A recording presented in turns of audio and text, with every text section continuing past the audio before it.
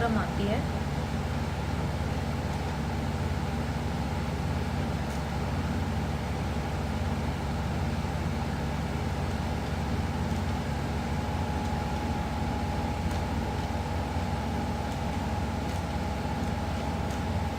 बोरल theorem.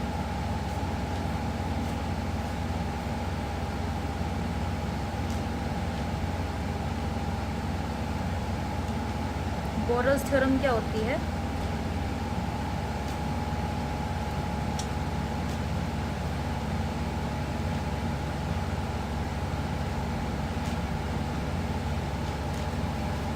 बोरल theorem होती है कि f कोई कंटिन्यूस फंक्शन है क्लोज इंटरवल a b पर, तब हम उसको उस इंटरवल को क्लोज इंटरवल को डिवाइड कर देंगे छोटे छोटे सब इंटरवल में।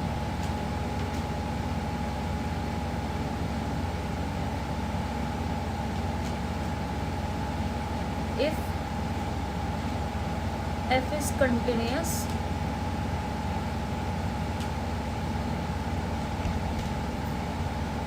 on interval AB, then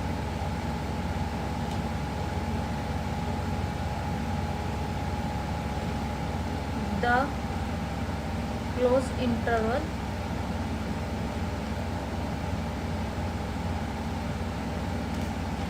AB is divided by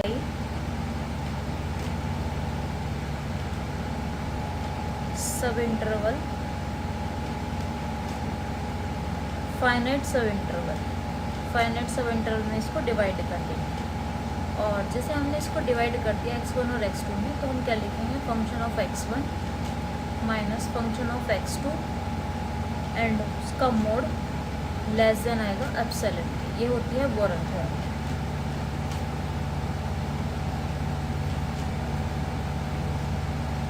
फिर आती है मोस्टेड थ्योरम। मोस्टेड थ्योरम भी इसी की तरह से है। If f is continuous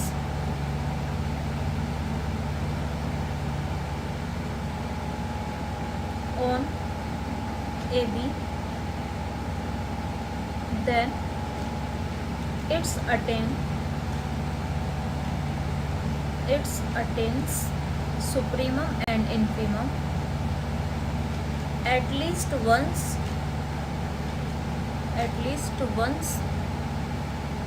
in AB। अगर एफ बी एक क्लोज इंटरवल ए बी पर कंटिन्यूस है, तो वो कम से कम सुप्रीमम और इन्फीमम में से एक एग्जिस्ट करेगा, और इसमें से मतलब इसका जो सुप्रीमम और इन्फीमम है वो इस इंटरवल में कम से कम एक ज़रूर पड़ेगा।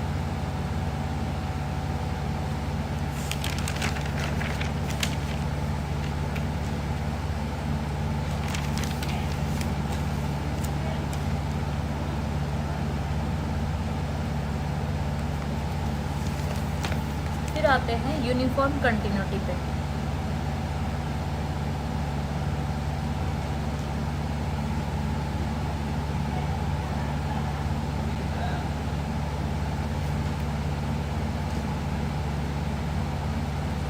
Uniform continuity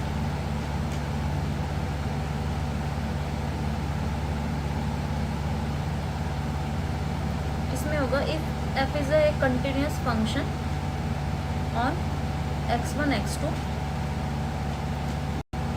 if for any epsilon greater than 0 there exists delta greater than 0 such that x1 minus x2 का mode less than epsilon whenever fx1 minus fx2 का mode less then delta. Clear? अब यहाँ पे कुछ हमें sequence given है, और हमें उसका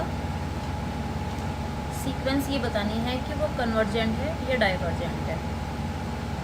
कुछ सीक्वेंस गिवन है यहाँ पे, उन्हें हमें कन्वर्जेंट बतानी है, कन्वर्जेंट है या नहीं है। पहली सीक्वेंस है n, ये कन्वर्जेंट नहीं होगी, क्योंकि अगर हम n tends to infinite limit रखेंगे तो वो इन्फानाइट आएगा, तो इन्फानाइट लिमिट आने पे वो कन्वर्जेंट नहीं होगी। 1/n² हो गया, 1/n, इन सब की लिमिट क्या आ जाएगी 0, ये कन्वर्जेंट होगी क्योंकि यूनिक लिमिट आ रही है। 1/2n, ये भी कन्वर्जेंट होगी क्योंकि 2 की पावर इन्फानाइट क्या होता है, इन्फानाइट, और ये 1/∞ 0 हो जाएगा। -n², ये भी माइनस के इन्फानाइट हो जाएगा, तो ये डाइवर्जेंट हो जाएगी। -2/n, ये कन्वर्जेंट होगी क्योंकि यहाँ पे इन्फानाइट रखेंगे तो ये 0 हो जाएगा। फिर जो कांस्टेंट सीक्वेंस होती है जैसे कि 2 हो गया, 0 हो गया, है ना, ये भी सब कन्वर्जेंट होती है। फिर कोई सीक्वेंस अगर आपको इस तरह से दे रखी है कि हमारे 2 केस बन रहे हैं, n इज़ ऑड और n इज़ इवन, तो ऐसी सीक्वेंस को कहते हैं ऑक्सिलरी फाइनाइट।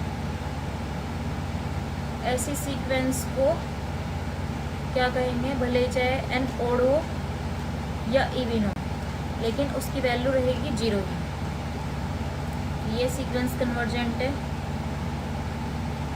ये सीक्वेंस क्या हो जाएगी, n टेंस टू इन्फानाइट रखेंगे तो 2 लिमिट आएगी यहाँ पे, -∞ और +∞, तो ये सीक्वेंस है ऑक्सिलरी इन्फानाइट। a की पावर n यहाँ पे क्या है, कोई भी रियल नंबर है, सॉरी a यहाँ पे कोई भी रियल नंबर है, मतलब 2 की पावर n हो तो वो इन्फानाइट हो जाएगा n टेंस टू इन्फिनिटी रखने पे, तो ये कन्वर्जेंट नहीं है।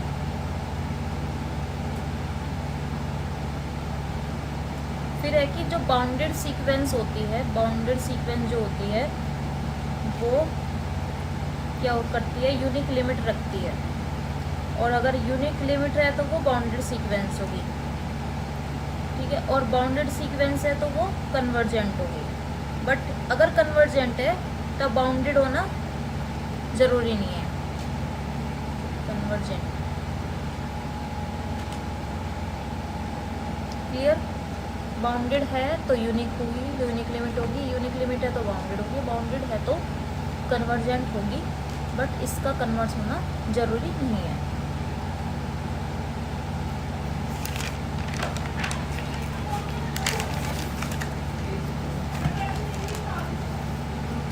फिर आता है सब सीक्वेंस। जैसे कोई सीक्वेंस हमारे पास नेचुरल नंबर की है, हम इसमें क्या करें, इवन नंबर्स को अलग कर ले और ओड नंबर को अलग कर ले। ये वाली सीक्वेंस है हमारे पास, हमने क्या किया, इसमें 2n अलग कर लिया और 2n+1 अलग कर लिया, या फिर इसको बोल सकते हैं 2n-2 और इसको बोल सकते हैं 2n-1। ये इवन वाली सीक्वेंस होगी, ये ओड वाली। तो ये जो सब ये होगी जो ये इसे सब सीक्वेंस कहेंगे, इसकी सब सीक्वेंस, ठीक है। इस तरह से हो जाएगा कि अगर हमारे पास an सीक्वेंस है तो जो इसकी सब सीक्वेंस होगी वो क्या होंगी, सब सीक्वेंस की term an-, an1, an2, an3 and dash and last an_k। तो जो सब सीक्वेंस होती है वो उसको डिनोट करते हैं an_k से। an_k is the sub sequence of sequence an, ठीक है। और यहाँ पे ये दोनों, इन दोनों में कुछ भी कॉमन नहीं है एलिमेंट, तो ऐसे सीक्वेंस को बोलते हैं कॉम्प्लीमेंट्री सीक्वेंस। कोई सीक्वेंस अगर कांस्टेंट सीक्वेंस है तो उसकी जो लिमिट होगी वो सेम यही आ जाएगी। फिर है, हमने पढ़ा था एक तो बोल्जानो थ्योरम, एक है बोल्जानो-वृस्टेस थ्योरम। तो बोल्जानो-वृस्टेस थ्योरम क्या कहती है कि every bounded sequence has a unique limit. Every bounded sequence has a unique limit. फिर लिमिट की डेफिनेशन देख लीजिए। an कोई सीक्वेंस है, an कोई सीक्वेंस है और an किसको बिलोंग कर रही है, इसके जो एलिमेंट है वो रियल नंबर को बिलोंग कर रहे हैं, तो हम इसे कहेंगे सीक्वेंस ऑफ रियल नंबर, ठीक है। अगर ये q को बिलोंग करती है तो सीक्वेंस ऑफ रेशनल नंबर बोलते हैं, अगर ये बिलोंग करती है इरेशनल नंबर को तो सीक्वेंस ऑफ इरेशनल नंबर बोलते हैं। l इसकी कोई लिमिट है, l भी क्या होगी, रेशनल नंबर, रियल नंबर होगी। तो हम क्या लिख सकते हैं कि सीक्वेंस में से लिमिट को अगर हम माइनस कर दें तो वो एप्सिलॉन से लेस देन होगा for all n greater than equal to n। अब n किसको बिलोंग कर रहा है? नेचुरल नंबर को। तो हम क्या कह सकते हैं कि अगर हम n tends to infinitive limit ले रहे हैं तो सीक्वेंस an की जो लिमिट होगी वो l होगी, ये इस पे कन्वर्ज होगी l पे।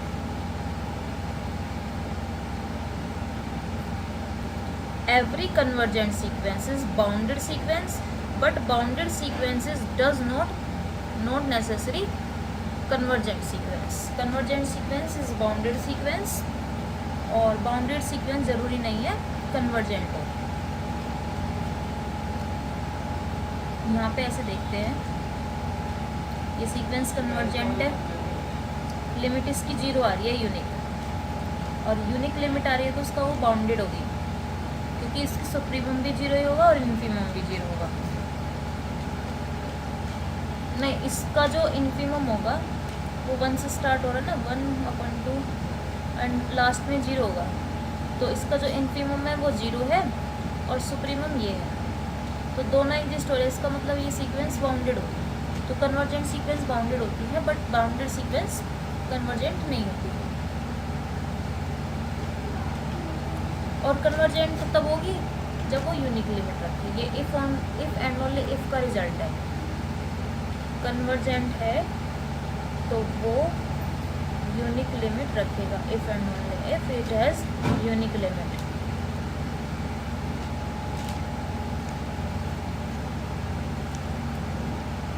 फिर है मोनोटोनिक इंक्रीजिंग है कोई सीक्वेंस, मोनोटोनिक इंक्रीजिंग का सिंबल है ये, monotonic increasing and bounded above है। बाउंडेड अबव का मतलब सिर्फ सुप्रीमम एग्जिस्ट करता है। So it converge to supremum convergent sequence may और not be monotonic.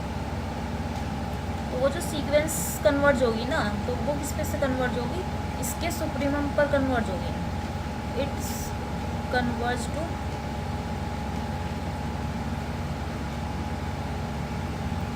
It's supremum, इसके कन्वर्ज, ये कन्वर्ज होगी इसके सुप्रीमम पे। May not be monotonic.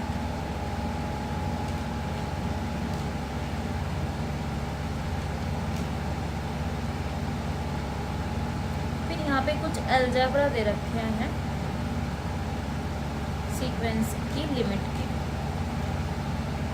अगर कोई सीक्वेंस an पे, सीक्वेंस an है वो कन्वर्ज हो रही है a पे, और सीक्वेंस bn कन्वर्ज हो रही है b पे, तो अगर हम इसके an सीक्वेंस की मल्टीप्लाई करते किसी स्केलर प्रोडक्ट अल्फा से, और यहाँ पे स्केलर प्रोडक्ट ले लिया हमने बीटा, तो ये कन्वर्जन किस पे होगी?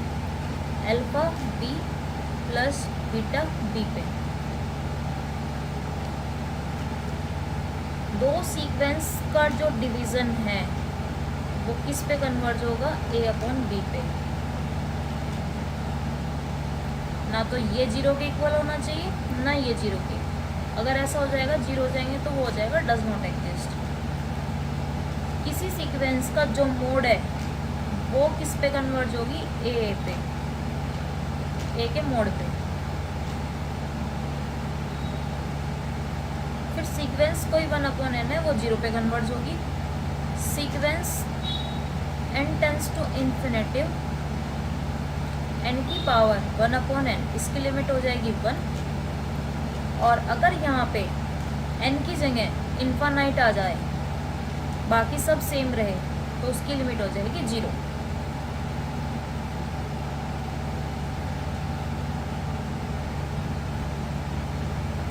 कुछ रिजल्ट्स हैं यहाँ पर।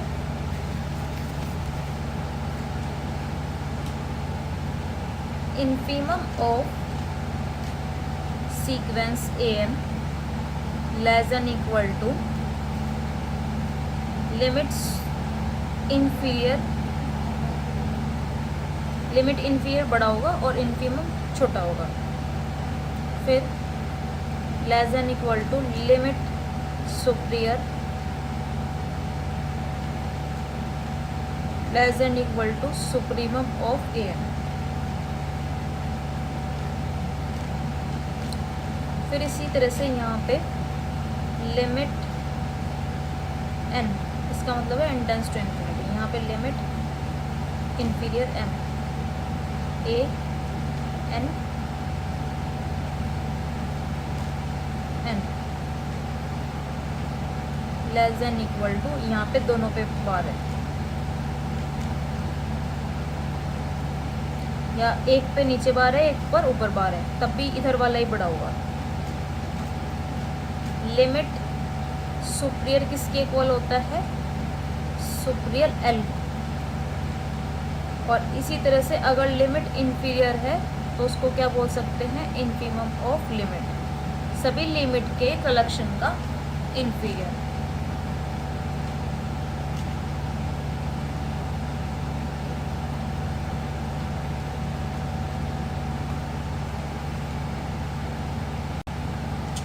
फिर कोई सीक्वेंस अगर डाइवर्जेंट है, कन्वर्जेंट तो बाउंडेड होती है पक्का, और डाइवर्जेंट है तो वो अनबाउंडेड होगी, इफ एंड ओनली इफ करके रिजल्ट है। और अगर कोई सीक्वेंस नहीं, ये इफ एंड ओनली इफ नहीं है, इसका कन्वर्स नहीं होता। डाइवर्जेंट है तो अनबाउंडेड होगी, और अनबाउंडेड है तो not necessary is divergent.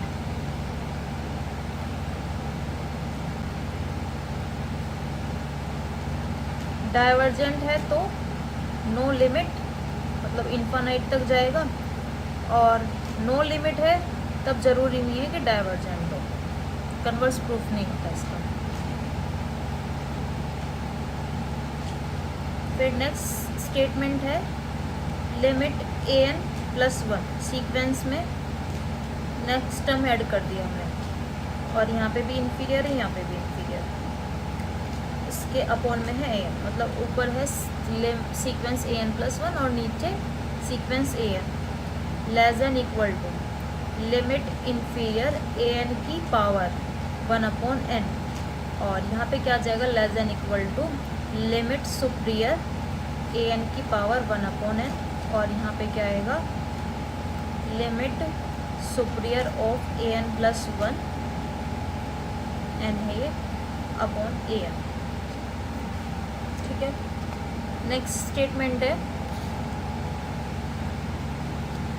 If A N sequence जो है वो पॉजिटिव सीक्वेंस है, तो अगर हम रेशो टेस्ट लगाएं उसमें, इफ सीक्वेंस यू एन, मतलब जो यू एन सीक्वेंस है वो पॉजिटिव सीक्वेंस है, ये नहीं लिखने के, then limit N tends to infinitive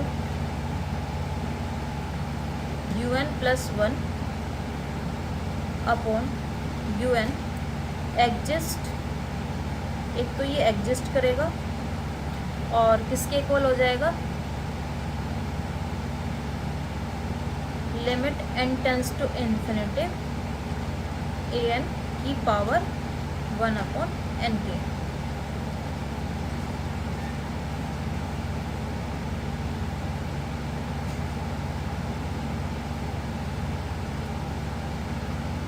अगर limit A N tends to infinitive की वैल्यू लिमिट जो है वो ए हो, और limit N tends to infinitive sequence B N की लिमिट हो बी, देन अगर हम इनका मल्टीप्लिकेशन कर रहे हैं A N B one plus A N minus one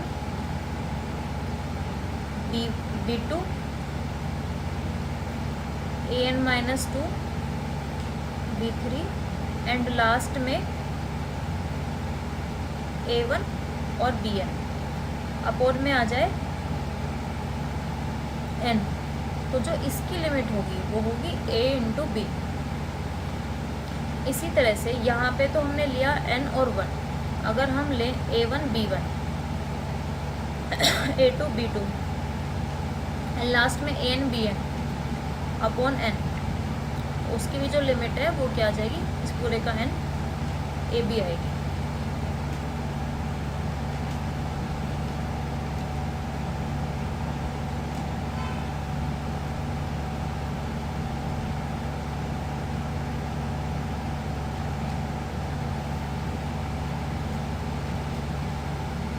फिर मोस्ट इम्पोर्टेंट रिजल्ट है एक सीक्वेंस ए एन गिवन है इस टाइप से, उसको चेंज कर लेंगे। Summation R equal to 1 to n 1/n f r/n। तो हम क्या करते हैं, इसकी जगह आ जाता है इंटीग्रेशन, और लिमिट क्या हो जाएगी इसकी 0 to 1। अगर यहाँ पे 2n है तो लिमिट अपर लिमिट 2 होगी, 0 to 1। और यहाँ पे r/n को हम चेंज कर लेंगे x में, तो हो जाएगा fx और dx। इसमें n टेंस टू इन्फिनिटी रहेगा, कई बार यहाँ पे n एक्स्ट्रा आ जाता है, तब वो 0 हो जाएगा वहाँ पे। फिर नेक्स्ट रिजल्ट है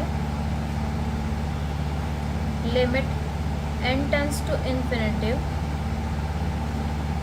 a1 की पावर n a2 की पावर n प्लस a की पावर n और उसकी होल पावर 1/n। तो वो हो जाएगा मैक्सिमम ऑफ, इन सब में जो मैक्सिमम आएगा वही इसका आंसर होगा, a1 a2 a3। क्लियर। और ये सारी सीक्वेंस क्या होनी चाहिए, पॉजिटिव होनी चाहिए।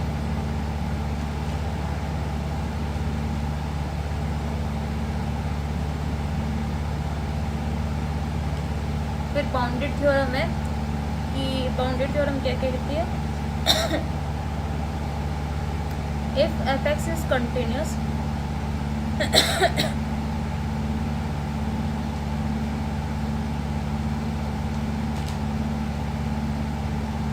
in AB, then it is bounded on interval on that interval।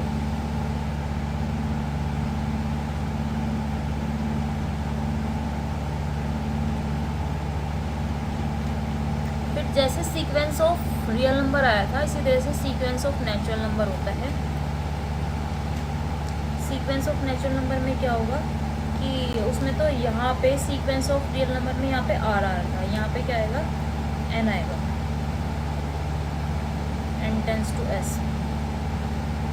और एस किसका सबसेट है, एन का।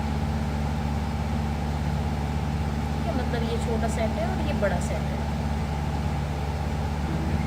इक्वल भी हो सकते हैं, क्योंकि यहाँ पे ये प्रॉपर सेट नहीं कहा है, ये सिर्फ सबसेट है। प्रॉपर सबसेट होता तो ये इक्वल नहीं होते। उसकी डेफिनेशन हो जाएगी, a sequence of natural number has a unique limit if and only if it is convergent. Convergent subsequence a sequence fn an is a sequence of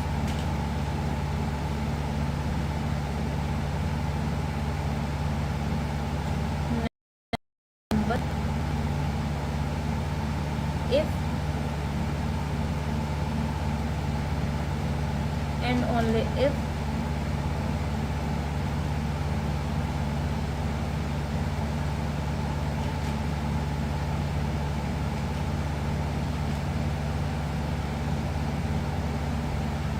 sequence of natural number has a unique limit।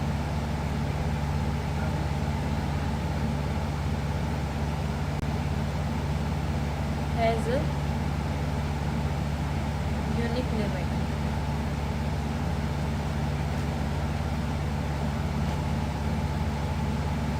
if and only if it has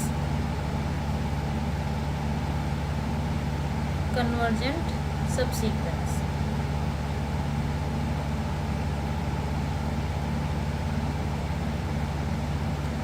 convergent subsequence। Clear.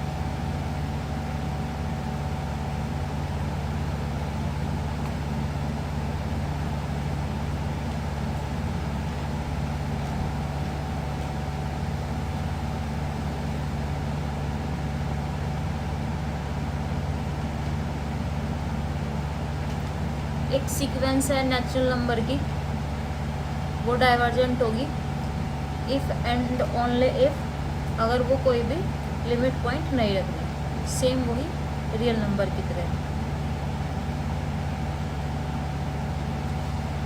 और एक sequence है natural number की, तो वो convergent होगी if and only if it is eventually constant. It is eventually constant. ऐसे होगा, a sequence is a sequence of natural number is convergent if and only if it is eventually constant।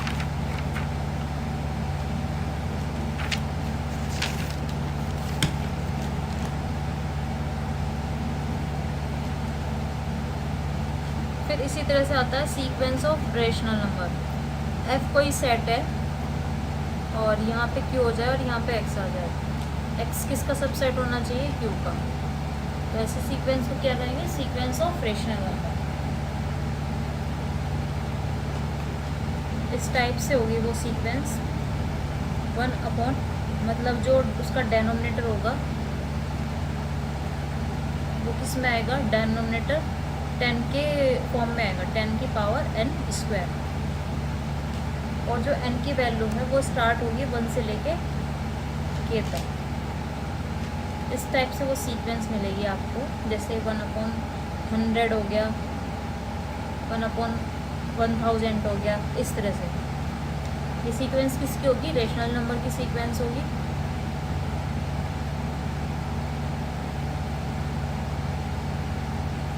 और ये Kosi sequence है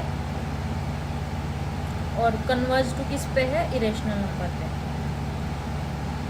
converge to irrational number.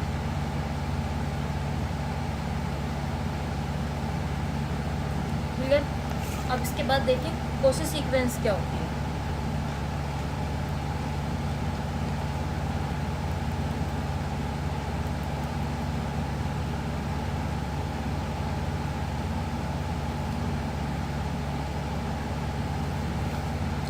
A sequence an is Cauchy sequence if for any, यहाँ पे इस definition में ये point याद रखेंगे, कई बार if for all भी आ जाता है, तो ये होगा if for any epsilon greater than 0 there exists a positive number m such that m क्या होगा?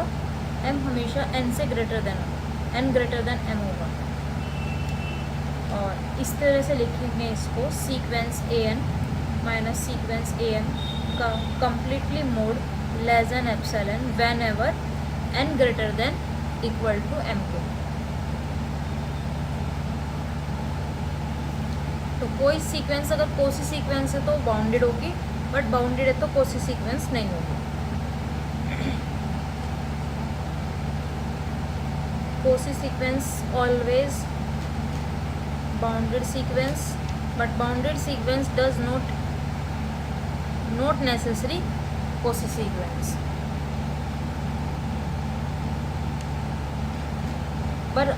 बट R की बात करें, रियल की बात करें, तो ये केस जो होगा वो इसमें R में क्या हो जाएगा?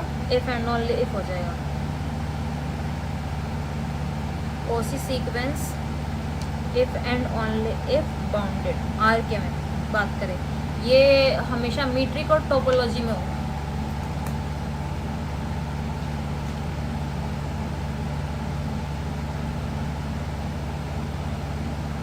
अब Cauchy सीक्वेंस के लिए एक नेसेसरी एंड सफिशिएंट क्राइटेरिया होता है, वो क्या होता है? Sequence an+1 minus sequence an, और हम उसका मोड कर देंगे तो वो लेस देन एप्सिलॉन होना चाहिए whenever n greater than equal to m। ये Cauchy सीक्वेंस के लिए नेसेसरी एंड सफिशिएंट क्राइटेरिया है।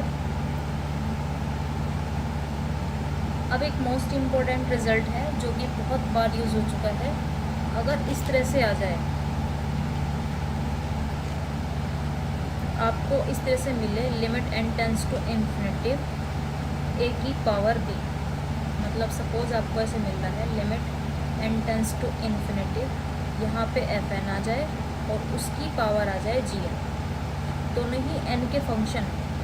तो जो fn है उस पे अगर हम लिमिट लगा दें, fn पे लिमिट लगा दें, limit n tends to infinitive, तो वो तो आ जाए 1। और इसी तरह से gn पे अगर लिमिट लगा दें तो वो आ जाए इन्फिनिट, मतलब 1 की पावर इन्फिनिटिव आ जाए। इस टाइप से बन रही है अगर आपकी कोई भी सीक्वेंस, तो हम क्या करेंगे, इस तरह से लिखेंगे e की पावर, e में लिख लेंगे इसको, e की पावर यहाँ पे लिखेंगे limit n tends to infinitive, b जो अब पावर में है वो आगे आ जाएगा और अंदर आ जाएगा a-1। इस तरह से इसको सॉल्व करेंगे अगर इस तरह से कंडीशन आ जाए a की पावर इन्फिनिट।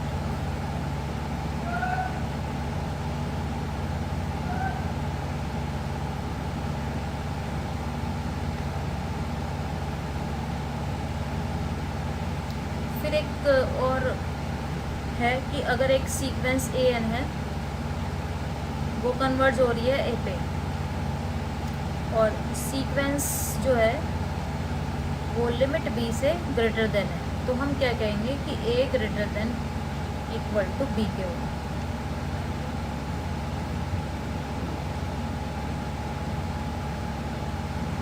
फिर अगर हम रेशो टेस्ट लगाते हैं किसी को, तो रेशो टेस्ट क्या होता है कि हम an+1 करें और अपॉन an करें और उसकी लिमिट l आ जाए। l अगर ग्रेटर देन 1 है तो वो कन्वर्जेंट होगी, l लेस देन 1 है तो वो डाइवर्जेंट होगी, और l इक्वल टू 1 है तब हम टेस्ट फिर बोलेंगे कि फिर दूसरा रिजल्ट अप्लाई करेंगे, फिर रेशो टेस्ट में अप्लाई करेंगे। फिर एक और कंडीशन दे रखी है यहाँ पे कि अगर कोई सीक्वेंस a पे कन्वर्ज हो रही है तो उस सीक्वेंस का जो स्क्वायर होगा वो किस पे कन्वर्ज होगा, a स्क्वायर पे कन्वर्ज होगा, a स्क्वायर पे कन्वर्ज होगा। इसी तरह से जो अगर हम a सीक्वेंस an है उसका मोड कर दें तो वो किस पे कन्वर्ज होगा, a के मोड पे कन्वर्ज होगा। यहाँ पे सीक्वेंस का सिंबल नहीं आएगा क्योंकि ये तो लिमिट है। फिर अगर एक इस तरह से दे रखा है आपको limit inferior superior of a की पावर n प्लस 1 की पावर n bn, अब यहाँ पे दो कंडीशन होगी कि n पॉजिटिव भी हो सकता है, नेगेटिव भी हो सकता है ना, यहाँ प्लस भी आ सकता है, माइनस भी।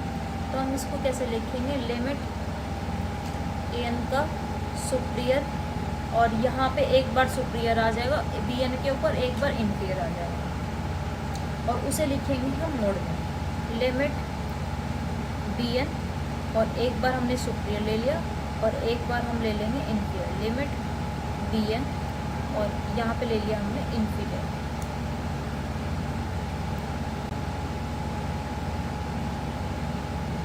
ओके, अब लेते हैं सीक्वेंस ऑफ रियल नंबर।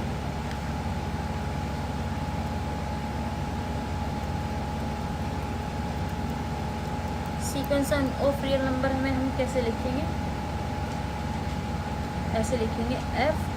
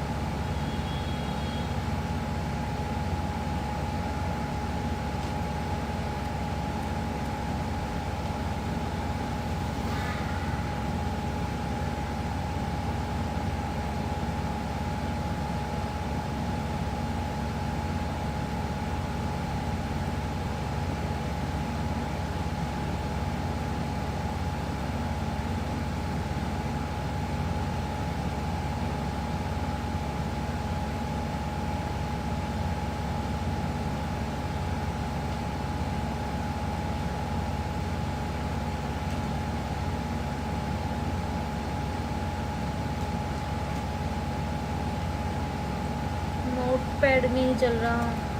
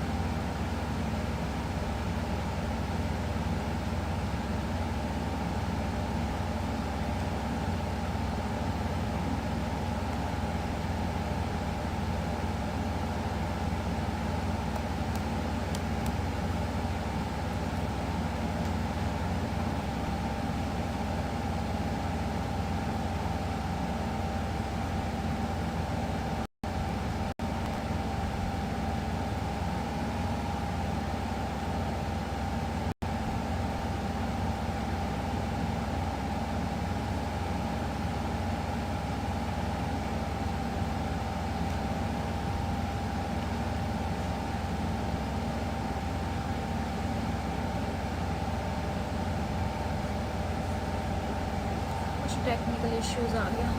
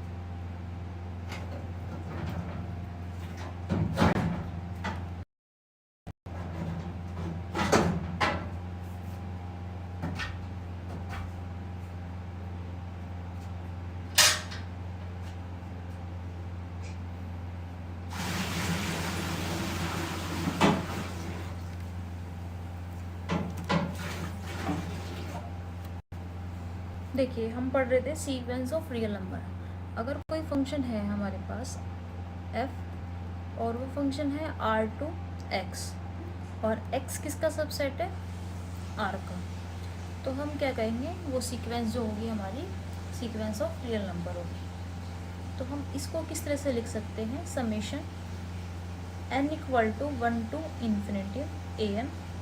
तो an को कैसे लिखेंगे, a1 a2 a3 और ये इन्फानाइट तक चलती रहेगी सीक्वेंस। बीच में कहीं पे an भी पड़ेगा और an के बाद भी ये चलती रहेगी, इन्फानाइट तक जाएगी सीक्वेंस। तो अगर हम इतनी सीक्वेंस ले लें, इतनी n तक की, तो हम उसे क्या बोलते हैं, sum of partial sum. Sum of partial सम,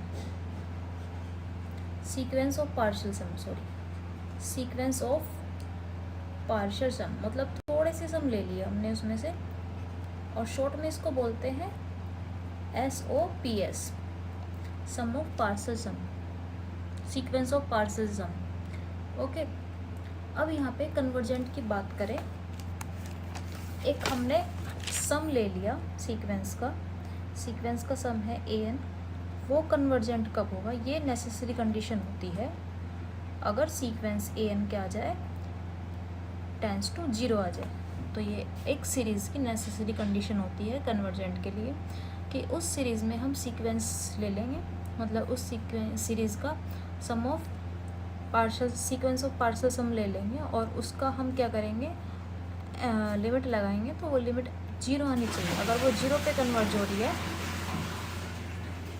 नहीं, ये अगर कन्वर्जेंट है तब ये 0 होगा, इसका कन्वर्स नहीं होगा।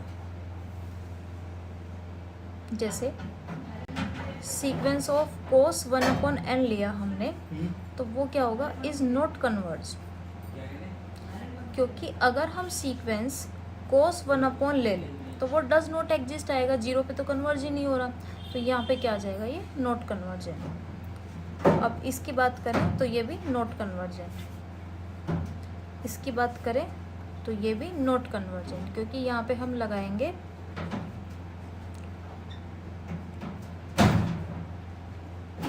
पी टेस्ट क्या होता है, अगर सीक्वेंस सीरीज ऑफ 1/n की पावर p, ये कन्वर्जेंट होगा अगर p की वैल्यू ग्रेटर देन 1, और डाइवर्जेंट कब होगा, if p less than equal to 1, उस पे ये डाइवर्जेंट। फ्रैक्शन में आ रही है और तब भी हम चेक करेंगे कि जो p की वैल्यू है वह 1 से ग्रेटर है या 1 से छोटी है। जैसे 1/2 आ जाए p की जगह, तो वो डाइवर्जेंट होगा, और अगर 4/3 आ रहा है, मतलब 1 से बड़ा है, तब ये सीक्वेंस कन्वर्जेंट होगी। तो इस टेस्ट को बोलते हैं पी टेस्ट। फिर इसके बाद आता है कंपैरिजन टेस्ट।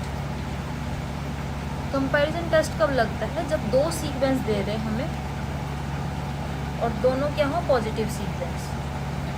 दो सीरीज़ है हमारे पास, UN और सीरीज़ BN, दोनों सीरीज़ क्या है, BA positive series, positive term series, इसके जो सारे टर्म्स हैं वो पॉजिटिव हैं।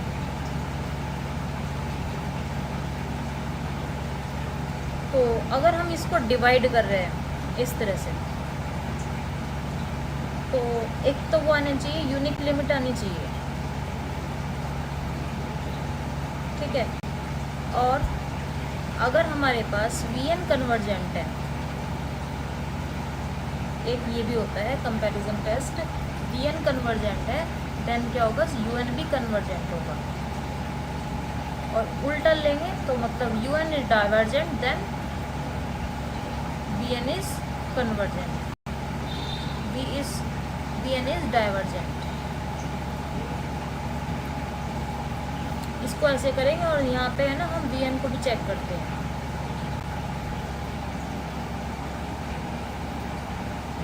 ठीक है।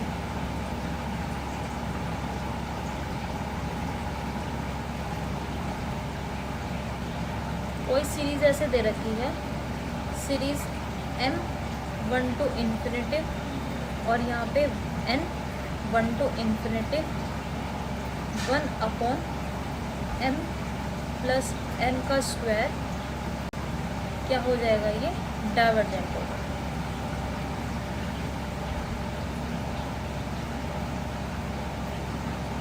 ओके,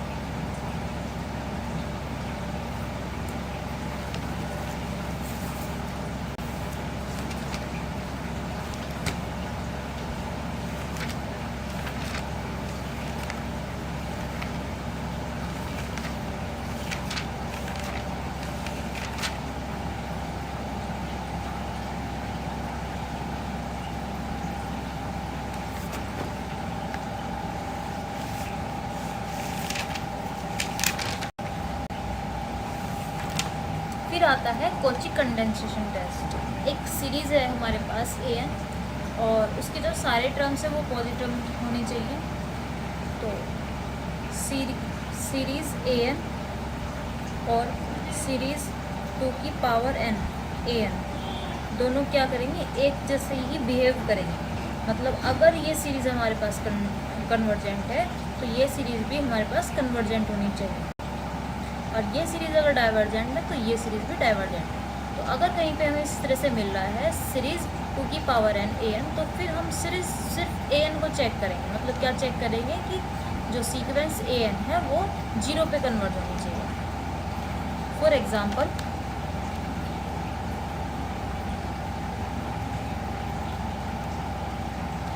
देखिए यहाँ पे,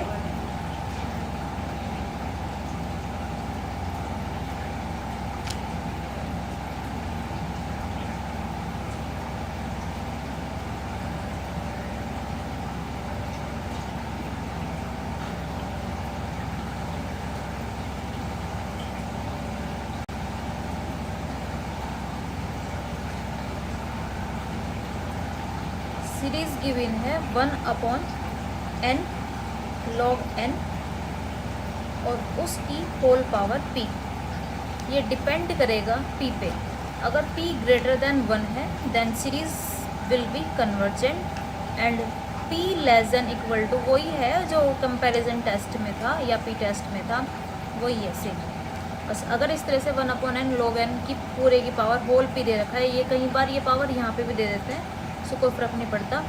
तो 1 अपॉन n log n पूरे की होल पावर p है, तब p ग्रेटर देन 1 के लिए कन्वर्जेंट होगा और p less than equal to के लिए डाइवर्जेंट होगा।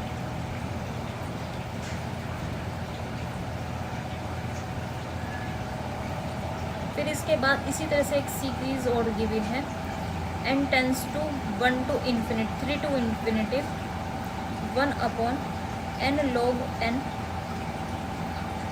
और log x to the power p। p क्या होना चाहिए, तो p पॉजिटिव होना चाहिए, p पॉजिटिव होना चाहिए। अगर p की वैल्यू यहाँ पे 1 से बड़ी है तो उसके लिए ये कन्वर्जेंट है, और p की वैल्यू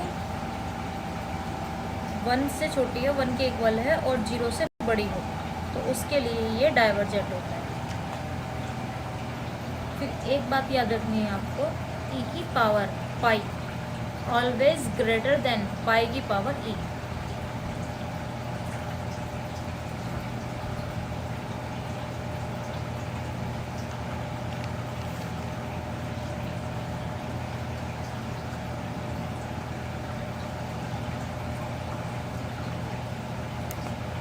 एक सीक्वेंस जो सीरीज़ है ए एन वो कन्वर्जेंट होगी अगर सीक्वेंस का जो लिमिट है उसका जो मोड है, ए का मोड मतलब वो ग्रेटर देन 1, वो लेस देन 1 हो, तब सीक्वेंस क्या होगी, कन्वर्जेंट। और ये जो रिजल्ट है ये इफ एंड ओनली इफ है। A series AN is convergent if and only if AN mod less than 1। अब एक सीरीज गिवन है 1/3 की पावर n इज कन्वर्जेंट, क्योंकि हम इस सीक्वेंस को फाइंड करेंगे और ये क्या होता है, ऑलवेज कन्वर्ज टू 0, तो ये 0 पे कन्वर्ज हो रहा है इसलिए कन्वर्जेंट हो जाएगा। फिर यहाँ पे दो सीरीज़ गिवन है, दोनों ही सीरीज़ क्या है, पॉजिटिव टर्म्स की सीरीज़ है। एक सीरीज़ गिवन है ए एन और दूसरी सीरीज़ गिवन है बी एन। तो यहाँ पे कुछ रूल्स लगते हैं कि अगर हम एक उस पहली वाली सीरीज़ का स्क्वायर कर दें, मतलब सीरीज़ ए एन का स्क्वायर कर दें, तो वो भी कन्वर्जेंट आएगा। फिर आता है जिस तरह से हमने ए एन का स्क्वायर किया है, और इसी तरह से हम क्या ले लें, सीरीज़ ए N multiply series B N, तो वो भी कन्वर्जेंट होगा। उनका डिवाइड हो भी सकता है, नहीं भी हो सकता है। फिर इस तरह से गिवन है series A N upon N, ये भी कन्वर्जेंट होगा। या फिर इसके ऊपर अंडर रूट दे दें, वो भी कन्वर्जेंट होगा। या फिर इस तरह से दे दें series A N upon 1 plus A N, तो वो भी कन्वर्जेंट होगा। यहाँ पे प्लस की जगह माइनस दे दें तो वो भी कन्वर्जेंट होगा। ठीक है, इस तरह से दे दें सीरीज़ ए एन एक्स की पावर 2n और 1 प्लस एक्स की पावर 2n, तो वो भी कन्वर्जेंट होगा। ठीक है, क्या होगा, सीरीज़ ए एन का स्क्वायर भी कन्वर्जेंट होगा, सीरीज़ ए एन और बी एन का प्रोडक्ट भी कन्वर्जेंट होगा, डिवीज़न का कोई ज़रूरी नहीं है। Series A N upon n भी कन्वर्जेंट होगा, series under root a N upon n भी कन्वर्जेंट होगा, सीरीज़ ए एन 1 प्लस ए एन कन्वर्जेंट होगा, series A n 1 minus a n convergent होगा, और सीरीज़ ए एन इंटू एक्स की power 2n upon 1 plus x की power 2n भी converge होगा। फिर इसके बाद आता है अल्टरनेटिंग सीरीज। अल्टरनेटिंग सीरीज़ किसको बोलते हैं, अभी तक हम सीरीज़ वो पढ़ रहे थे जो सिर्फ पॉजिटिव टर्म की है। अगर कोई सीरीज़ इस तरह से आ जाए कि उसकी एक टर्म, पहली टर्म तो पॉजिटिव रहेगी, दूसरी टर्म नेगेटिव आ जाए, और फिर तीसरी टर्म पॉजिटिव आ जाए, फिर एक बार नेगेटिव एक बार पॉजिटिव, इसी तरह से आपकी टर्म चलती रह रही है। कभी भी ऐसा नहीं होगा कि 2 टर्म पॉजिटिव आएंगे 2 टर्म नेगेटिव, हमेशा ऐसे ही रहेगा कि स्टार्टिंग की जो टर्म है वो पॉजिटिव, फिर नेगेटिव टर्म, फिर पॉजिटिव टर्म, फिर नेगेटिव टर्म और फिर पॉजिटिव। इसको हम कैसे लिख सकते हैं, इसको हम ऐसे लिख सकते हैं सीरीज़ -1 की पावर n, और n कहाँ से स्टार्ट हो रहा है, यहाँ पे 1 से स्टार्ट हो रहा है। ठीक है, तो अगर मैं यहाँ पे 1 रख दूँ तो -1, पहली टर्म ही माइनस आ जाएगी, तो इसको आप या तो +1 कर लो या -1 कर लो, इन्फिनेटिव तक होगी ये, और यहाँ पे आएगा a। तो ऐसी टर्म को हम बोलते हैं अल्टरनेटिंग सीरीज़। और इसको जो हम टेस्ट करते हैं कि वो कन्वर्जेंट है या डाइवर्जेंट है, वो लेबनीज़ टेस्ट से हम इसको चेक करते हैं। तो अब देखिए लेबनीज़ टेस्ट क्या होता है, जो हम ये an निकालते हैं, अगर an नेक्स्ट टर्म निकाल ले हम an+1, वो आ जाए less than equal to an, यहाँ पे limit n tends to infinitive रहेगी दोनों तरफ। यहाँ पे फर्स्ट कंडीशन तो ये होती है लेबनीज़ टेस्ट की। दूसरी कंडीशन होती है कि अगर हम limit n tends to infinitive an लगाएं तो वो 0 आनी चाहिए, तो मतलब लिमिट जो है वो 0 आनी चाहिए, और जो नेक्स्ट टर्म है an+1 वो less than equal to an को आनी चाहिए। फॉर एग्ज़ाम्पल एक सीरीज़ लेकर चलते हैं सीरीज ले ली हमने -1 की पावर n और n+n/n+1 ले ली। तो इसको चेक करेंगे, फर्स्ट कंडीशन को वो सेटिस्फाई करता है क्या। n की जगह क्या रखना है, n+1, तो ये हो जाएगा n+1/n+2 और इधर am लिखेंगे n/n+1। क्या ये लेस देन है या नहीं है, n बराबर 1 रखिए, 2/3 और ये हो जाएगा 1/2। तो ये तो बड़ा है इससे,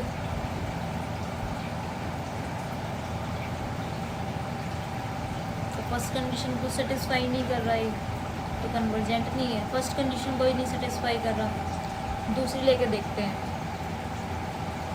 सीरीज -1 की पावर n 1/n, यहाँ पे फर्स्ट कंडीशन हो जाएगी 1/n+1। हाँ ये आएगी लेस देन, क्योंकि n बराबर 1 रखेंगे तो ये हमेशा छोटी है। n टेंस टू इन्फिनिटी रख देंगे यहाँ पे तो वो 0 पे कन्वर्ज होगा। तो ये लेबनिज़ टेस्ट से ये कन्वर्जेंट है।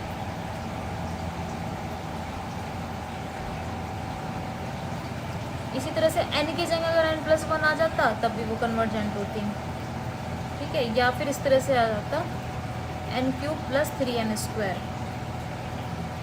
n² कॉमन ले सकते हैं ना यहाँ पे, या n भी खाली कॉमन ले लें। अगर यहाँ पे n² हो जाए और यहाँ पे +3n हो जाए तब भी वो सीरीज़ क्या होगी, अल्टरनेटिंग सीरीज होगी, तब भी इसको लेबनिज़ टेस्ट से करेंगे तब भी वो कन्वर्जेंट ही आएगी।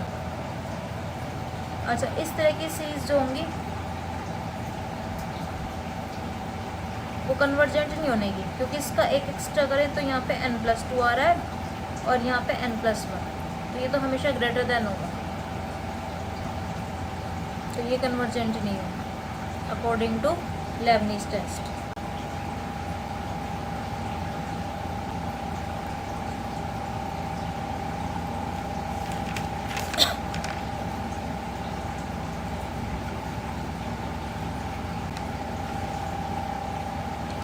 और चेक करते हैं, -1 की पावर n 1/n³, तो इधर आ जाएगा 1/n+1³ और इधर आ जाएगा 1/n³।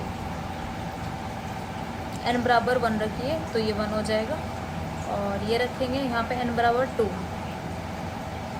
n बराबर 1 तो 2 का क्यूब मतलब 8 = 2 आ रहा है।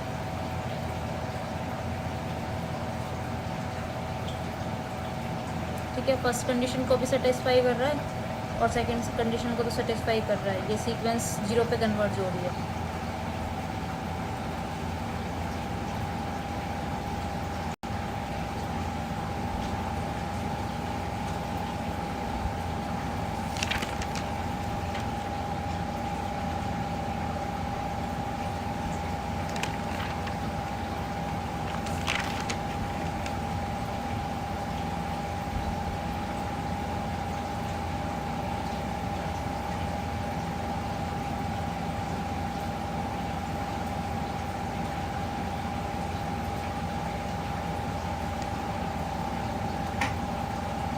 अच्छा, ये भी तो लेना पड़ेगा साथ में।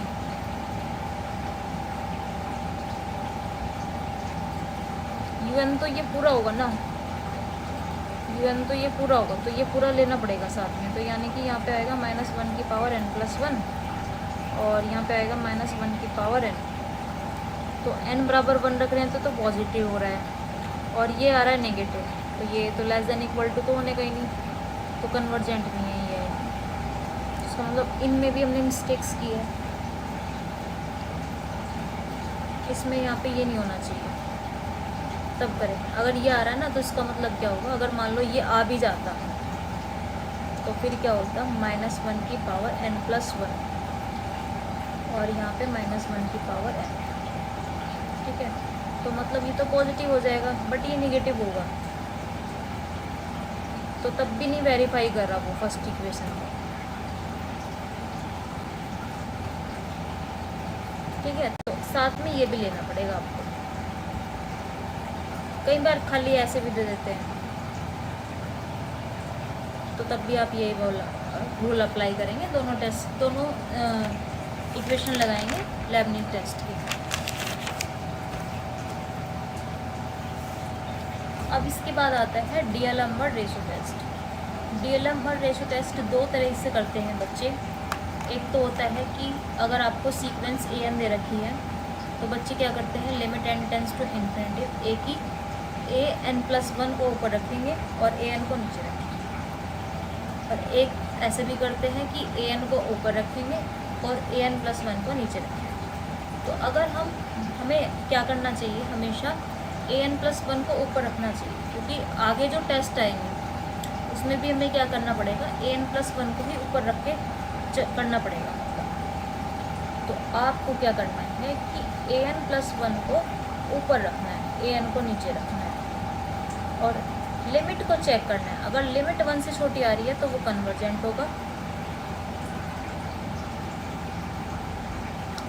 और लिमिट अगर आपकी वन से ग्रेटर आ रही है तो वो डाइवर्जेंट होगा और एल लिमिट आपकी वन के इक्वल आ रही है तो वो रेशो टेस्ट फेल हो जाएगा। तब हम लगाएंगे रैपिड टेस्ट।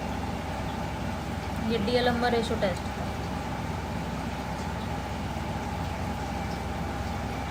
डीएलएमबर्ट ratio test. अब अगर हमें खाली रेशो टेस्ट लगाना है तो रेशो टेस्ट होता है supremum of sequence A N का मोड और उस पूरे की पावर 1/n। तो उसकी लिमिट चेक करते हैं। तो अगर लिमिट वन से छोटी है तब इसमें उल्टा होता है, यहाँ पे कन्वर्जेंट ना होके डाइवर्जेंट होगा। एक टेस्ट ये भी होता है। और ए एन जो सीरीज़ है वो किस चीज़ की सीरीज है, पॉजिटिव टर्म की सीरीज़ है।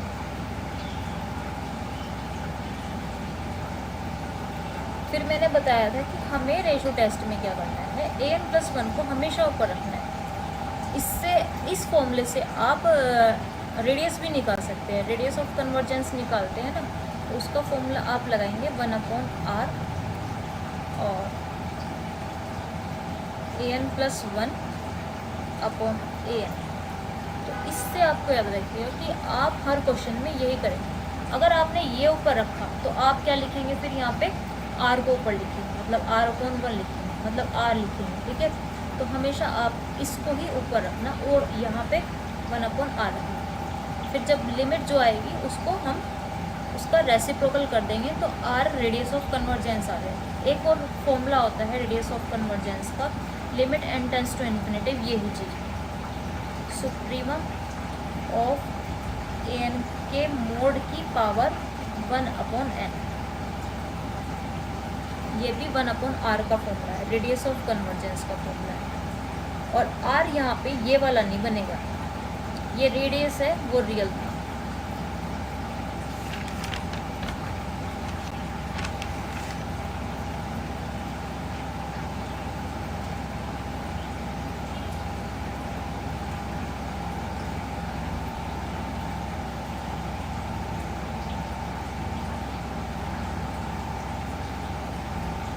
फिर इसके बाद आता है टेलीस्कोप सीरीज।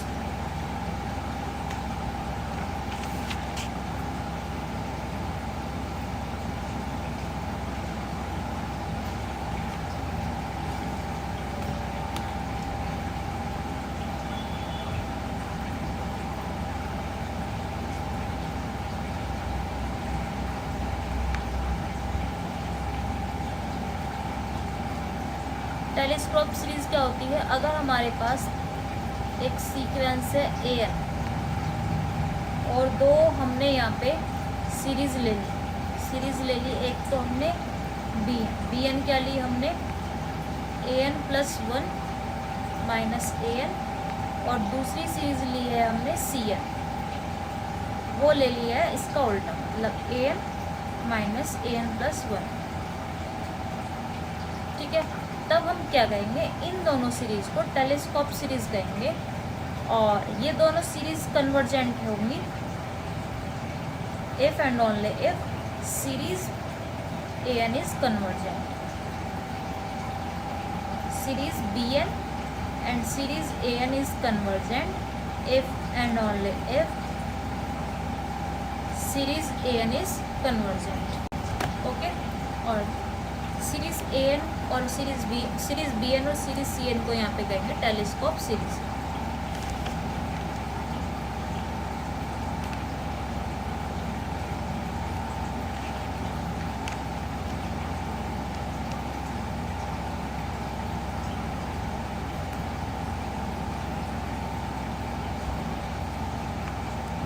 फिर आता है दो डेफिनेशन है, एब्सोल्युटली कन्वर्जेंट और कंडीशनली कन्वर्जेंट।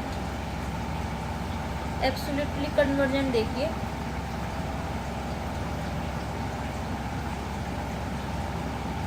एक सीरीज ली है हमने ए एन, पॉजिटिव टर्म्स की सीरीज है, और अगर हम क्या करें उस सीरीज का मोड कर दें और वो आ जाए convergent, then series A N is absolutely convergent. और अगर हम उस सीरीज का मोड कर दें और वो आ जाए divergent, then series B N is conditionally convergent. Conditionally convergent, यहाँ पे ये कंडीशनली कन्वर्जेंट, ठीक है। एब्सोल्युटली कन्वर्जेंट को कई बार सेमी कन्वर्जेंट भी बोलते हैं।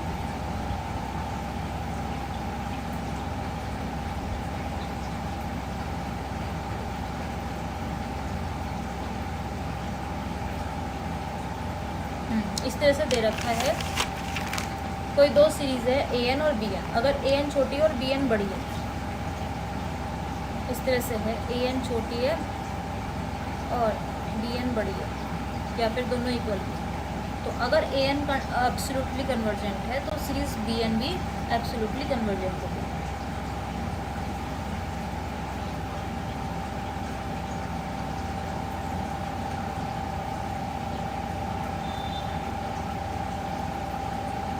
और अगर सीरीज ए एन क्या है कंडीशनली कन्वर्जेंट है तो उसकी जो रेडियस होती है वो हमेशा 1 आएगी।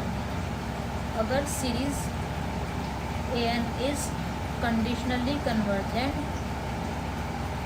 देन रेडियस ऑफ कन्वर्जेंस मतलब आर हमेशा 1 ही आएगी।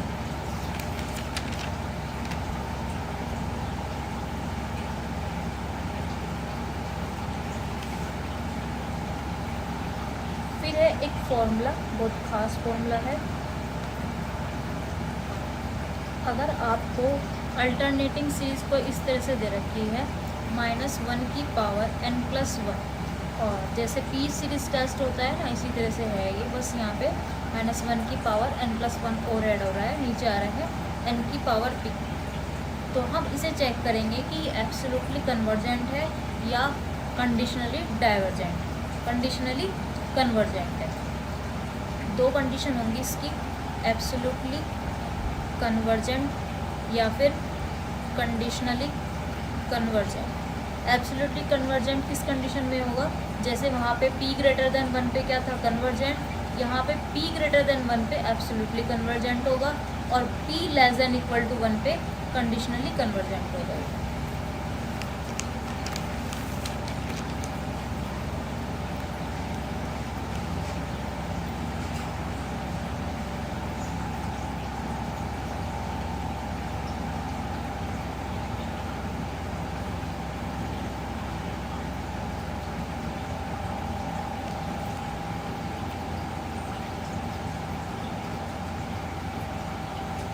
अब इसके बाद आता है ड्रिचल टेस्ट।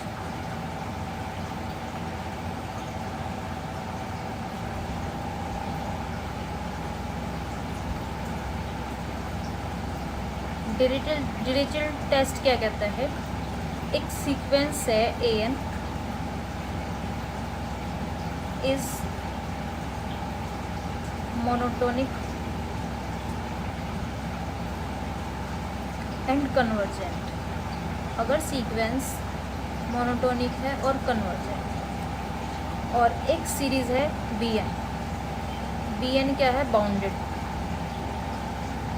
सीरीज का मतलब फाइनाइट में होनी चाहिए, सीरीज का SOPS मतलब sequence of partial sum of b n इस क्या है बाउंडेड है। Then multiplication of A n into b N is also convergent. इसका अच्छा सा एग्जाम्पल हो गया series sine x upon x, या यहाँ पे लिख लो limit N tends to x tends to infinity. Sine x क्या है, यहाँ पे बाउंडेड है, और 1 अपॉन एक्स की बात करें तो वो मोनोटोनिक है और कन्वर्जेंट है।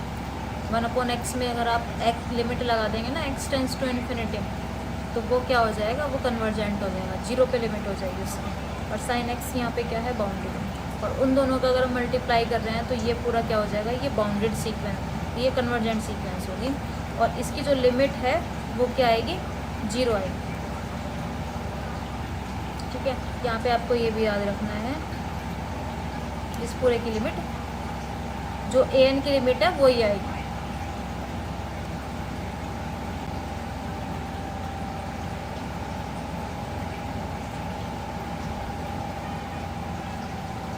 अब इसी तरह से एबल टेस्ट है।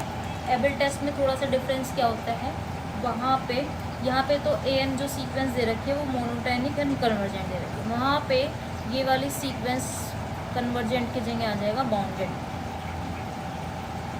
और बाउंडेड की जगह आ जाएगा कन्वर्जेंट। ठीक है, और बाकी सब सेम रहेगा, बस कन्वर्जेंट और बाउंडेड आपस में इंटरचेंज हो जाएंगे एबल टेस्ट में। तो आप अगर डिरिचलेट टेस्ट को याद रखते हैं तो आप एबल टेस्ट को याद रख सकते हैं। एक सीक्वेंस मोनोटोनिक और कन्वर्जेंट है, then SOPs of BN is bounded, and series AN और BN का जो मल्टीप्लिकेशन होगा वो कन्वर्जेंट होगा, और सीरीज जो AN आपकी जिस पे कन्वर्ज हो रही है उसी पे ही उन दोनों का मल्टीप्लिकेशन कन्वर्ज होगा। एबल टेस्ट में क्या होगा, जो डिरिचलेट टेस्ट है उसका जहाँ पे कन्वर्जेंट आ रहा है उसकी जगह बाउंडेड आएगा, और बाउंडेड की जगह कन्वर्जेंट आएगा, जो एबल टेस्ट हो जाएगा।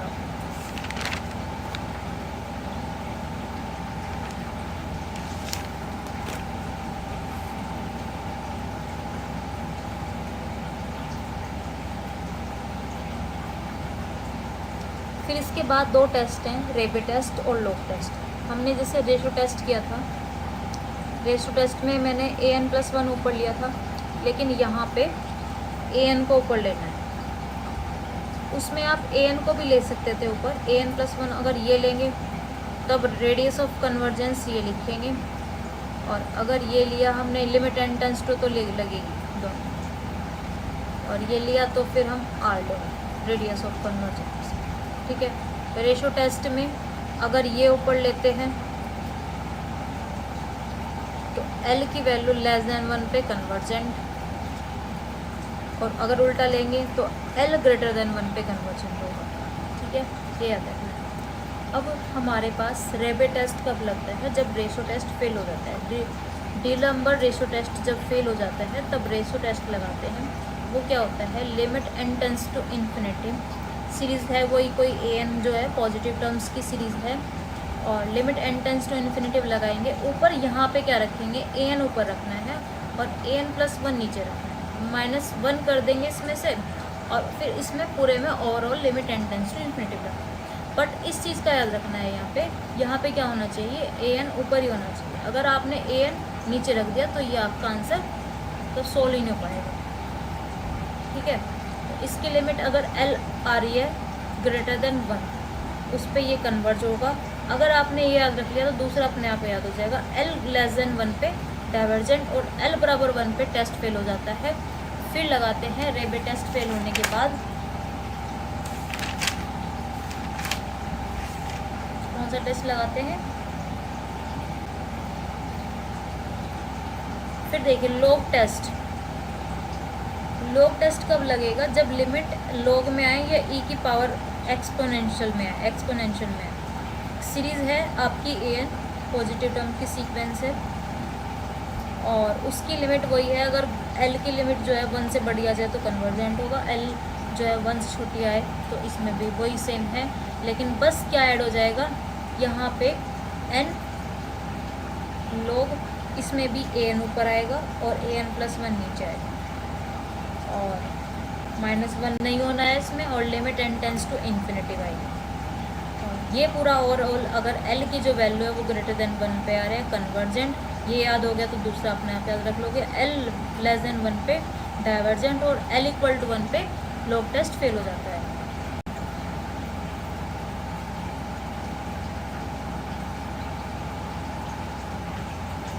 फिर लगाते हैं बर्टन टेस्ट, अगर रेबी टेस्ट फेल हो जाता है तो नेट में ऐसा कुछ वो नहीं है, ये बहुत कम पूछे जाते हैं रेबी टेस्ट, लॉग टेस्ट बहुत ही कम।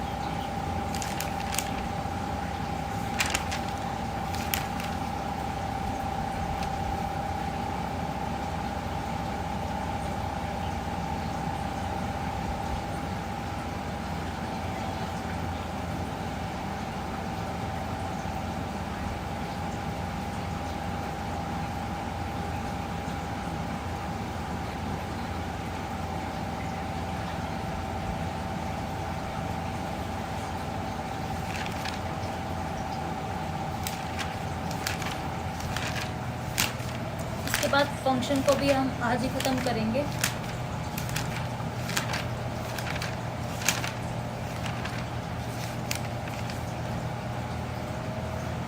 फंक्शन स्टार्ट करते हैं।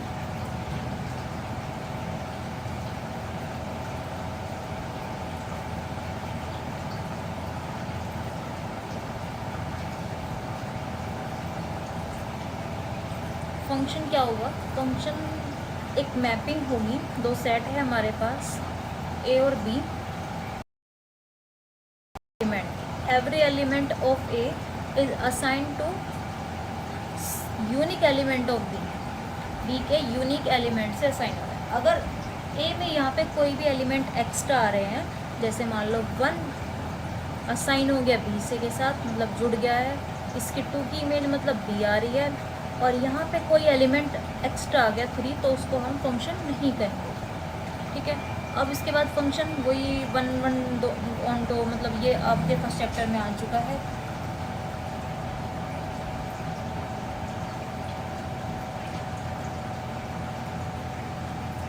फिर आता है अलजेब्रिक फंक्शन। अलजेब्रिक फंक्शन होते हैं जिसमें हम कोई रूट्स ऑफ इक्वेशन निकालते हैं। एक इक्वेशन दे देंगे आपको पॉलिनोमियल, और उसमें हम उसके रूट्स निकालते हैं। और फिर आता है ट्रांसेंडल फंक्शन। ट्रांसेंडल फंक्शन वो होंगे जो अलजेब्रिक नहीं होंगे, मतलब जिनमें रूट्स नहीं निकालते। जैसे x की पावर n हो गया, तो x की पावर n अगर इक्वल टू 0 रखेंगे तो x की जो वैल्यू है वो n वैल्यू होगी। ठीक है, तो F x equal to X की पावर n, ये अलजेब्रिक फंक्शन हो गया। e की पावर x हो गया, x की पावर x हो गया, log x हो गया, 1/x हो गया, log x हो गया, और जितने भी आपके ट्रिग्नोमेट्रिक फंक्शन है वो हो गए, और x की पावर x हो गया, और x की पावर 1/x हो जाएगा। ये भी अलजेब्रिक ट्रांसेंडल फंक्शन है। ठीक है, trigonometric function, exponential function, log function, x की पावर n में वो भी होगा, x की पावर x है, या x की पावर 1/x है, या x की पावर, इसे क्या लिख सकते हैं, x की पावर -x। तो x की पावर अगर x में ही आ रही है, वेरिएबल की पावर वेरिएबल में आ रही है, चाहे वो पॉजिटिव आ रही है चाहे वो निगेटिव आ रही है, वो ट्रांसेंडल फंक्शन होगा। एक्सपोनेंशियल फंक्शन भी ट्रांसेंडल फंक्शन होगा, लॉग फंक्शन भी ट्रांसेंडल फंक्शन होगा, ट्रिग्नोमेट्रिक भी ट्रांसेंडल फंक्शन होगा। और x की पावर अगर n में आ रही है, n यहाँ पे नेचुरल नंबर है, और नेचुरल नंबर में पता नहीं है कि कहाँ तक वो डिफाइन हो रहा है, तो इसलिए हम इसको भी हम क्या कहेंगे, ट्रांसेंडल फंक्शन कहेंगे। ठीक है,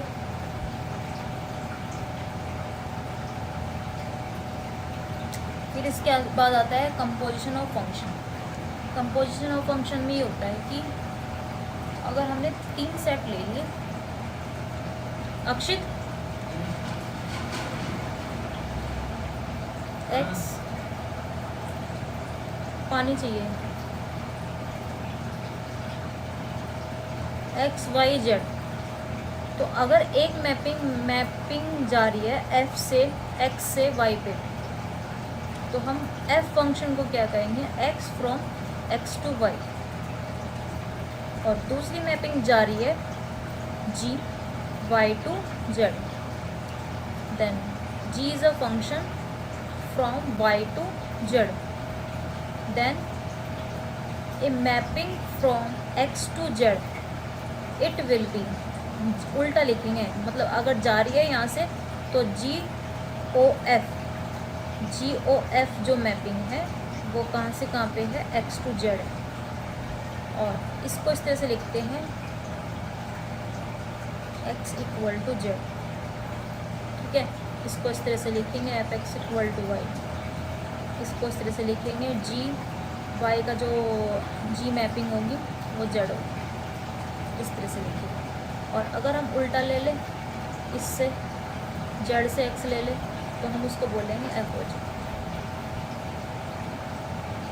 तो यहाँ पे हो जाएगा F G Z equal to x.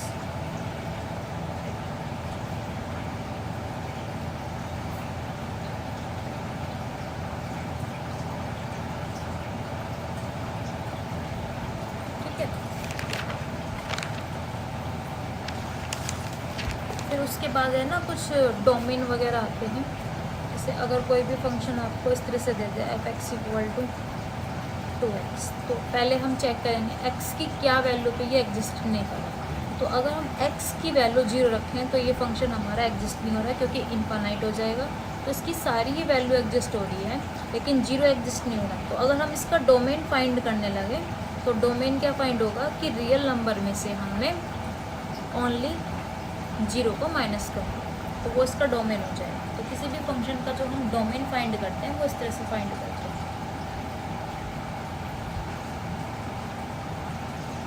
जैसे साइन एक्स अपॉन एक्स करेंगे तो एक्स यहाँ पे नीचे 0 नहीं आना चाहिए, कि अगर हम ये कर लें तो जो कोस एक्स है वो 0 नहीं आना चाहिए। और कोस एक्स 0 कब आता है,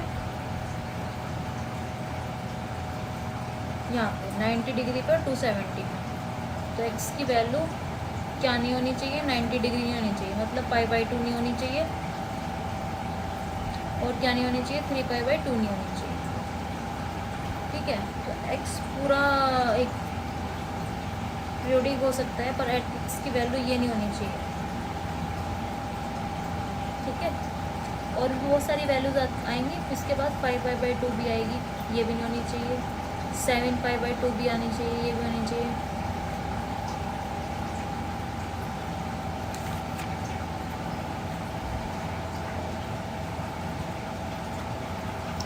इवन फंक्शन, ओड फंक्शन, इसके बाद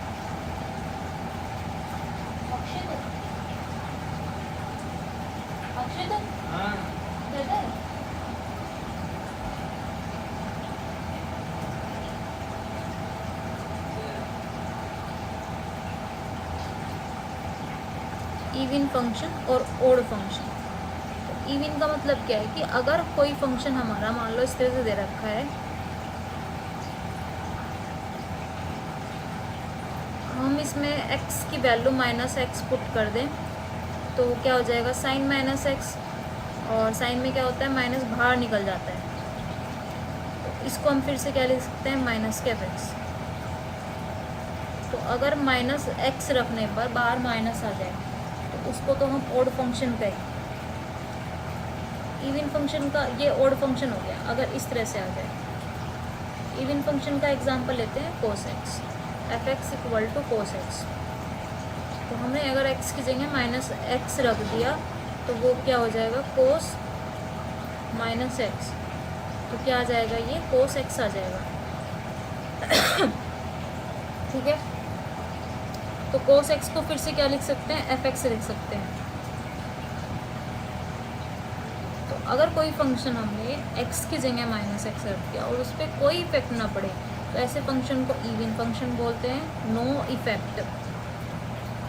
अगर कोई भी इफेक्ट नहीं हो रहा और इफेक्ट हो रहा है उस पर तो उसको कहेंगे ओड फंक्शन।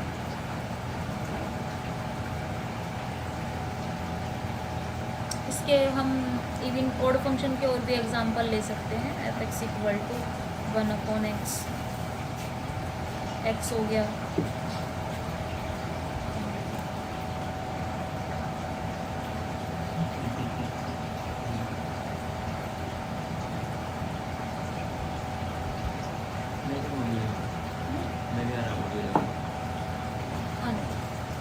देगी वो।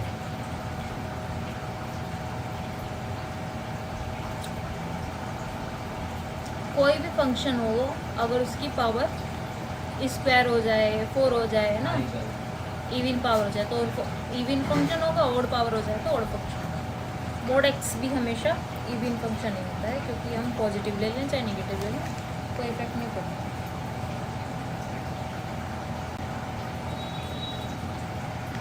कोई भी फंक्शन हम इस तरह से लिख सकते हैं, सम ऑफ इवन फंक्शन और सम ऑफ ओड फंक्शन।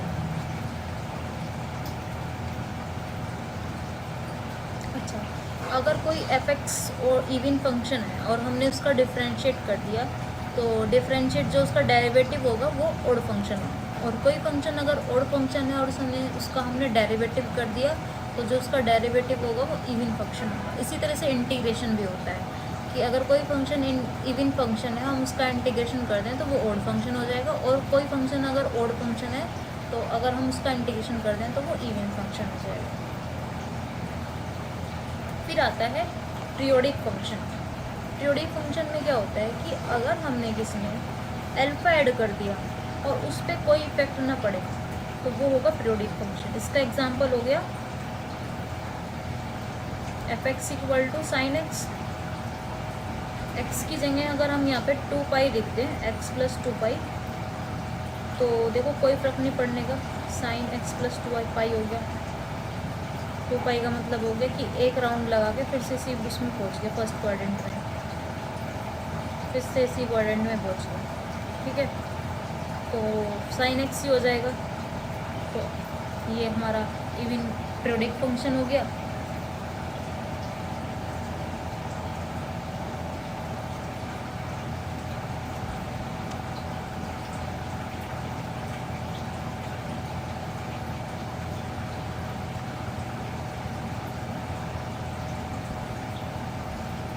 इसको फंडामेंटल पीरियड कहेंगे साइन एक्स का इक्वल टू 2 पाई। इसी तरह से कोस का क्या होता है, कोस में 2 पाई नहीं होगा, कोस में होगा पाई। एफ एक्स इक्वल टू कोस, हाँ कोस में पाई होगा, क्योंकि कोस का अगर हम एक राउंड लगाने के बाद यहाँ पे इस क्वाड्रेंट में कोस पॉजिटिव होता है, पाई प्लस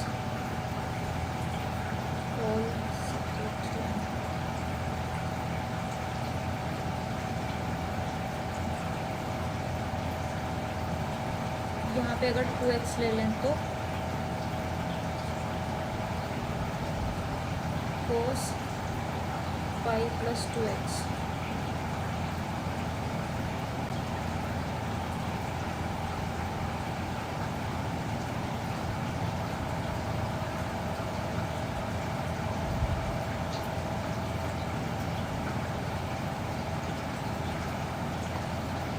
टेन की बात करें तो 10 का होगा पाई फंडामेंटल पीरियड, अगर हम 10x का निकालने लगे, क्योंकि इस वाले क्वाड्रेंट में जो 10 होता है ना वो पॉजिटिव होता है। तो अगर हम इस तरह से लिखने लगे 10 पाई प्लस x, तो हम उसको क्या लिख सकते हैं, 10x लिख सकते हैं, जो कि हमारा यहाँ पे हमने 10x लिया था, सेम वही आ गया, एफ एक्स के इक्वल आ गया। तो fundamental period of 10x equal to pi. इस तरह से हम इसके पीरियड्स निकाल सकते हैं।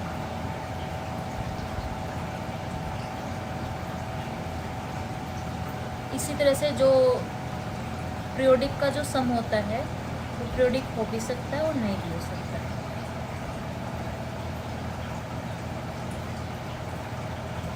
चलिए और कल करते हैं।